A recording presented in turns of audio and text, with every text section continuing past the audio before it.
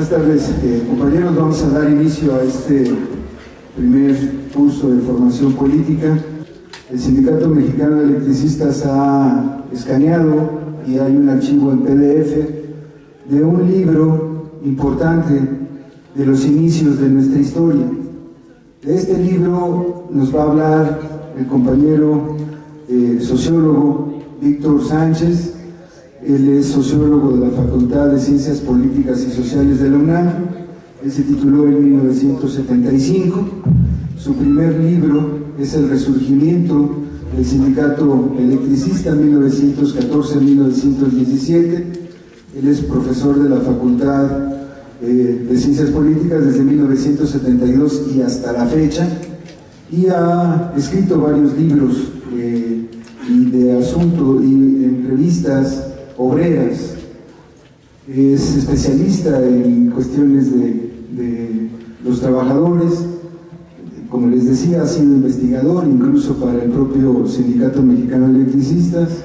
Ahorita que el profesor haga uso de la palabra, nos va a informar de qué trata, qué es, cuál era la ideología, el pensamiento de la gente de aquel entonces, de los padres fundadores del Sindicato Mexicano de Electricistas.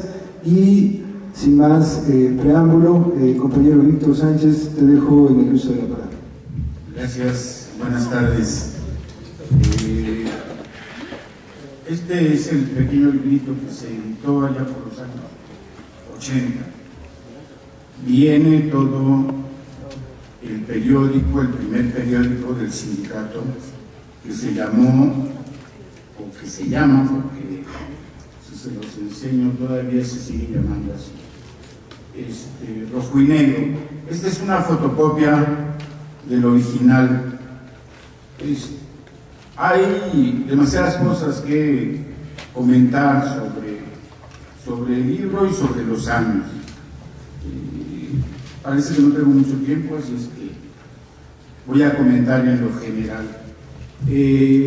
Yo conocí de la existencia de Rojo y Negro solo porque en el acta de aniversario del sindicato, el 14 de diciembre de 1915, habiendo renglones, la nota siguiente que decía que se había distribuido y vendido entre los asistentes el periódico Rojo y Negro.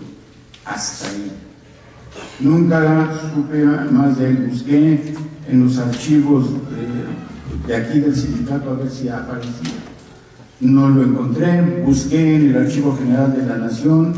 No lo encontré. Busqué en la Biblioteca Nacional y no lo encontré. Entonces, la única referencia que tuve por más de 10 años de este primer periódico del sindicato fue que se había distribuido esas dos renglones en el libro de actas de aquella asamblea.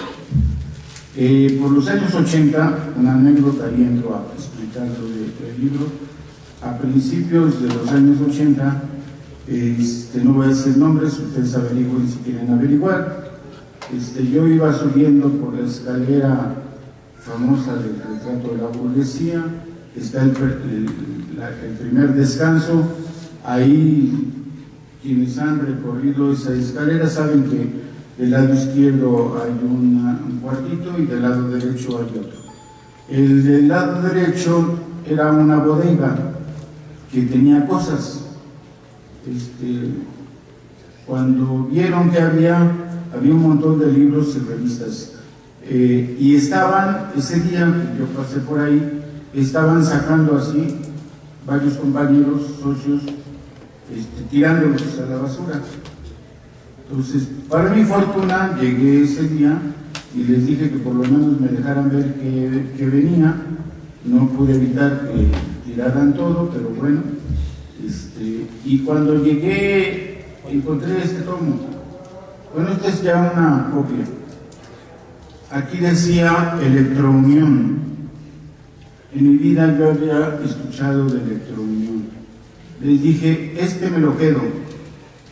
Cuando lo abrí, descubro que lo primero que hay es Rojo y Negro, ¿no? El primer periódico del Sindicato Mexicano de Electricistas. Dice aquí arriba Rojo y Negro, órgano del Sindicato Mexicano de Electricistas, año 1, México, 14 de diciembre de 1915, número 1. Tiene solo 4 ejemplares, ¿no? Entonces, para mi sorpresa, y como dice un filósofo mexicano muy famoso, sin querer queriendo, encontré a Rojo y Negro. Es maravilloso el libro. Años después conseguí que se publicara este pequeño libro, o sea, se recolectaron todos los artículos y los 4 números de Rojo y Negro. Hiciste esta presentación.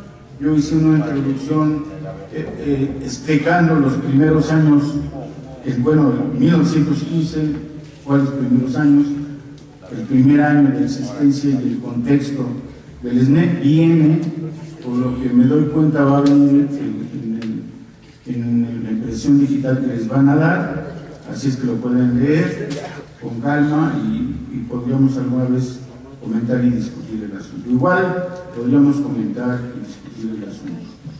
Solo les voy a comentar algunas cosas de lo que trae el Rojo y Negro. Primero, insisto, solo son 4 números. El primero es de diciembre de 1915, 14 de diciembre. El segundo es del 14 de enero de 1916. El tercero es del 14 de marzo de 1916. Y el cuarto es del 14 de abril de 1916. El de mayo, junio y julio no se publicaron, según yo, por una sencilla razón. En mayo de 1916, todos los sindicatos del Distrito Federal, de la capital, los más importantes para el momento que se está viviendo, empiezan a plantear la necesidad de una huelga general para que los trabajadores reciban un aumento en sus salarios. Se pedía ya en esos momentos que se instaurara para todos los trabajadores en todas las fábricas el salario de $1 oro nacional o su equivalente en moneda de circulación. El argumento central que tenían los obreros de aquellos momentos es que los fabricantes, los comerciantes y toda la patronal, toda la burguesía establecida en ese momento, contando empresas nacionales y empresas transnacionales, manejaban su contabilidad en oro nacional al tipo de Nueva York. Y decían, si eso es así, lo que corresponde es que nosotros recibamos nuestros salarios a oro nacional al tipo de Nueva York. Algo, decían ellos, sencillo, ¿no? Le estaban pidiendo nada más y nada menos a la burguesía que dejara de explotarlos tanto y que les pagara tal y como ellos hacían sus transacciones. ¿Por qué? Porque daba idea de que les pagaban a ellos con moneda nacional un equivalente, pues, igual que por ahora, ¿no? Como puede ser el cambio monetario, como euros y pesos mexicanos. Entonces era más o menos así. Por eso yo digo que se dejó de publicar. En mayo se convoca, en junio se hace un primer intento de huelga nacional, el gobierno interviene, se hace una reunión patronal en un auditorio, ya se me olvidó el nombre de dónde fue, pero imagínense que aquí. Entonces llega la patronal, llegan los obreros, se nombran 10 representantes de los patrones, 10 representantes de los obreros, se hace un debate abierto, se pone a votación y resulta que hay empate, curiosamente. 10 votos la patronal, 10 votos los obreros. Y yo, maravilla, el gobierno tiene voto de calidad. Imagínense por quién votó el gobierno, ¿no? Entonces se suspende la huelga, porque hay acuerdo, se dice, que la reunión de la asamblea entre patrones y sindicatos se suspende la huelga y por lo pronto se va a contener el alza de precios de todas las mercancías, el consumo popular, y se va a pagar se va a pagar a precio del peso nacional y no contabilizando a coste del intercambio con el oro. Como ustedes saben, un mes después estalla la huelga general de 1916. Bueno, estamos hablando que Rojo y Negro sale hasta el 14 de abril y que esas circunstancias históricas seguramente provocaron que Rojo y Negro dejara de publicarse. La estructura del periódico es muy dinámica y si uno revisa los comités centrales de la época, se va a dar cuenta que el comité de redacción que aparece en Rojo y Negro casi es similar al comité de aquellos momentos. Por ejemplo, en el primer número, el comité de redacción está integrado por Luis N. Morones. Quien sepa de historia sabrá quién es Luis N. Morones. En estos tiempos era un líder sindical de los mejores que tenía el SME. José Rosales de la Vega, otro sindicalista muy importante, y Antonio Dávalos. Ese era el comité de redacción para el primer número. En el segundo número, el comité está integrado por Rosales de la Vega, por Luis N. Morones, por Antonio Dávalos, por Manuel Edu, por Salucio Hernández y por Enrique Guzmán.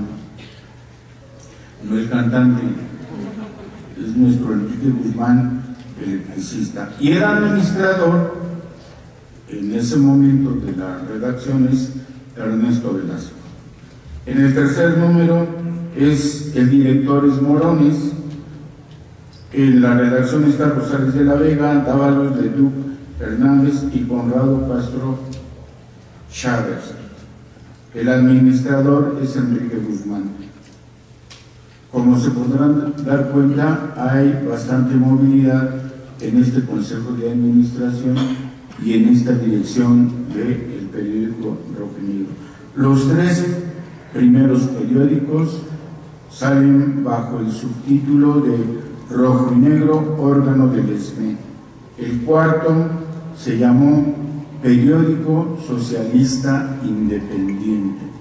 Quiere decir que el debate que ya se daba en las filas del SME indicaban un proyecto de socialismo que habría que rediscutir y reconocer como esencia del proyecto que los trabajadores en un año, bueno, es abril, en menos de un año, ya están reconociéndose a sí mismos como independientes, como socialistas, como sindicalistas del mundo.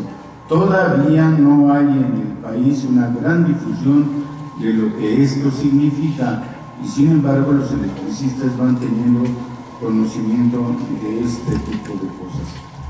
El periódico está constituido de varias secciones, artículos que normalmente, cosa curiosa, son de Rosales de la Vega, de Manuel Edu, de Velasco o de Morones. En el primer número a mí me llamó la atención, destaca en el primer número que se entrega en la asamblea de aniversario del SME, en la columna derecha, el periódico es de 3 columnas, ya platican la historia del SME. O sea, apenas llevan un año y ya le dan en el sindicato y en el primer órgano oficial del sindicato una importancia a los procesos que apenas recién están viviendo. Escribe esta primera historia del sindicato Luis N. Morones. Se escribieron 3 artículos sobre la historia del sindicato y los 3 son de Morones. Es una redacción donde muchas de las cosas que luego se suelen contar por acá están ahí, que si es la subestación de la Nana, que si fueron 4, que si fueron 6, que se hacía trabajo clandestino, está narrado ahí y cómo fue posible que surgiera el sindicato antes del 14 de diciembre de 1914. Hay poemas muy interesantes que sería muy bueno que gente que conozca la manera de hablar de la época nos leyera.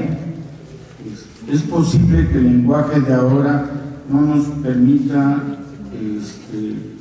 comprender, leerlo como se debe, y seguramente si ustedes no están acostumbrados al lenguaje de la época tampoco lo van a entender, porque nuestra ignorancia a veces es mayor de lo que creemos. Entonces, por ejemplo, Bandera Roja se llama, es en la página 3 del primer número, un poema de Rosales de la Vega. Dice en dos renglones: ni el prolífico suelo con todos sus encantos sea feudo y privilegio, el indigente surco de crueles opresores desbaratar el grupo. Ándale, digo yo, pues hay que leerlo con calma y hay que discutirlo, ¿no? Sinceramente, si lo leo completo, yo diría, levante la mano el que lo entiende y que me lo explique. No es que sea complejo, es que es el lenguaje de la época, y entonces habría que leer las cosas como el lenguaje de la época. Por ejemplo, página 3 dice que se hizo un homenaje porque ya estaba un club liberal de los empleados de comercio, y que ese club liberal le ofreció al ESME como su primer aniversario un estandarte simbólico, y no nos dicen cómo es. Entonces sería muy interesante saber si en algo se parece al estandarte de los electricistas que conocemos ahora, o si quieren todavía para picar el orgullo del que tengo a 2 espacios míos. No voy a decir el nombre, pero va a entender de lo que se trata. Dice de nuestras secciones, y con esto voy a concluir para que vean que no quiero excederme en esto. En una de las pasadas asambleas se nombró en comisión a los compañeros Carlos But, Luis N. Morones y Manuel Duc, con objeto de reorganizar las secciones que este sindicato tiene establecidas en Juandó y Pachuca. Órale. ¿No? ¿Quién sabe qué es igual a eso? Bueno, paréntesis, el sindicato en todo el año de 1915 y todavía en la década de los 20, porque llegó a crear la Confederación Nacional de Electricistas y Similares, funcionó bajo esta premisa. Creaba una comisión, ¿sí?, de 3-4 personas, y estos sindicalistas iban a difundir, a expandir las ideas socialistas, las formas de organización y las demandas básicas que tenían que hacer para que los obreros electricistas de las propias divisiones o de otras nuevas que se formaran consolidaran su estructura, su funcionamiento y su ideología para darle cuerpo al ESME en otros lugares. Cierro el paréntesis. Aprovechando la oportunidad de informar con más amplitud acerca de las gestiones e impresiones de los comisionados en los lugares citados, o sea, Juandó y Pachuca, como primera nota que debemos hacer conocer a nuestros lectores es la que se refiere a la forma hostil en que fue recibida la comisión en Juandó. Naturalmente no por parte de nuestros compañeros, sino del encargado jefe de la planta de aquel lugar. No es de extrañarse, contábamos con ello, solo que nunca imaginamos que al referirse a la presencia de nuestra comisión se expresara en los términos siguientes. Dice aquí, cita textual: no puedo permitir por ningún motivo que miembros del Sindicato Mexicano de electricistas sean recibidos por empleados de esta planta en las casas propiedad de la compañía. Quizás el aludido jefe supuso que con esta actitud la comisión no podría cumplir con su cometido, dado que los terrenos y habitaciones que necesariamente tendrían que ocupar nuestros delegados son propiedad de la ya citada compañía. Desgraciadamente, el señor Cook, que es el jefe de quien se trata, no contaba con que nuestros enviados, con permiso o sin él, llevarían en término la labor que les fue encomendada. La comisión se presentó en Guangdong, donde cree el señor Cook ser amo y señor, habiendo sido recibida cariñosamente por nuestros compañeros de aquella sección, a quienes previamente se había avisado de su llegada. La comisión fortaleció la sección de Guangdong y, como sabemos, creo que todavía Guangdong sigue siendo sección de este. Está fechado el 14 de diciembre de 1915. Quiere decir que la comisión fue enviada antes de cumplirse un año de la fundación del sindicato. De esto trata Rojo y Negro. Me invitaron a que les platicara más o menos la importancia del periódico Rojo y Negro, como muchas de las cosas que inicia el sindicato. Rojo y Negro es de magnífica importancia y yo diría de lectura detallada. Iba a leer otro párrafo de Ernesto Velasco, pero ahí sí me invitan. Van a empezar su curso. Al coordinador o al aludido.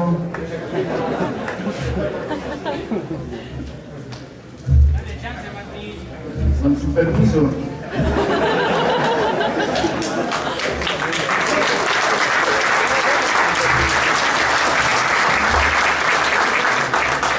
Ahora sí que gracias a los que escribieron esto, no soy yo, quizás solo sea un lector o un intermediario de estas cosas.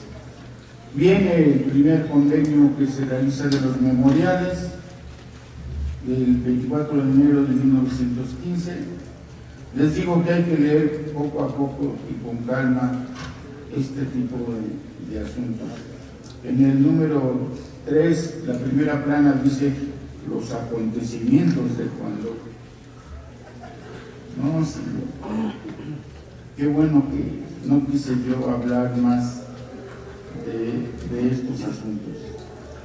Dice en el número último, periódico socialista independiente, Rojo y Negro, línea de conducta que debemos seguir los obreros que hemos abrazado el ideal sindicalista como medio de lucha. Número 1, y estamos hablando de 1915, ¿no? O de 1914, y quien escribe es Ernesto Velasco. Número 1, combatir por todos los medios por conseguir nuestro mejoramiento económico hasta que nos permita traer parte de nuestros salarios para dedicarla a nuestro mejoramiento intelectual. Es decir, por aquella época apenas si se podía vivir, comer, tener habitación, no había mejoramiento intelectual. En el punto, los trabajadores electricistas querían, no sé cómo llamarle, pero por lo pronto ser más inteligentes de lo que ya de por sí eran. Segundo, cambiar denodadamente la indiferencia hacia todo aquello que signifique, combatir denodadamente la indiferencia hacia todo aquello que signifique adelanto intelectual y material. Sigue siendo lo intelectual uno de los objetivos primerizos que propone Ernesto Velasco. Tercero, poner todo lo que esté a nuestro alcance para destruir el egoísmo atávico de nuestra raza. Sinceramente yo les diría que hoy, sobre todo esta premisa, destruir el egoísmo, ¿qué significa? Que lo que hagamos más importante por nosotros es lo que hagamos por los demás, no por mí, no por mi familia, no por mi persona, mi cultivación y demás, no. Tengo que hacerlo por los demás, por los otros. Hay que acabar con el egoísmo, dice Ernesto Velasco. Bueno, después lo explica Ernesto Velasco con sus palabras, ¿no? Lástima que ya no hay número 5, porque empieza solo con los primeros 2 puntos. Cuarto, cultivar empeñosamente el espíritu de asociación. 5. Llevar a la práctica todo aquello que nos hayamos comprometido todo el tiempo que sea indispensable, es decir, lo que nos propongamos o la tarea que tengamos por parte de la Asamblea, hay que terminarlo siempre, a como dé lugar. Mientras no cuentas con esa tarea, no puedes dejar de trabajar en ello. Sexto, me voy a tener que ocupar del libro. No, mejor ahí lo dejamos. Son 10 puntos. Están en el 4º número de arrepentimiento. Están en este librito, se publicó, están en estas fotocopias. Yo solo tengo las fotocopias. Ya no les puedo platicar la historia de lo que pasó con el original. Fue una triste historia. Enseguida viene la segunda revista que tuvo el sindicato, Electrounión, es de los años 20, antes de Lux, y después de Electrounión vino Lux. Es decir, sistemáticamente el SME desde los inicios estuvo preocupado porque así mismo se contara su historia, así mismo se reconocieran y estaban preocupados por las ideas. Hoy diría yo por la ideología. La formación ideológica es fundamental en los sindicalistas de aquella época y de ahora. Qué bueno que se da la escuela de cuadros. Espero que empeñosamente se preocupen más por la formación ideológica, y les digo que el librito que les van a repartir y van a tener en sus computadoras, porque parece que es disco, no en sus manos, es muy interesante. Y si alguno de los me invitan para que lo veamos juntos, con gusto. Gracias.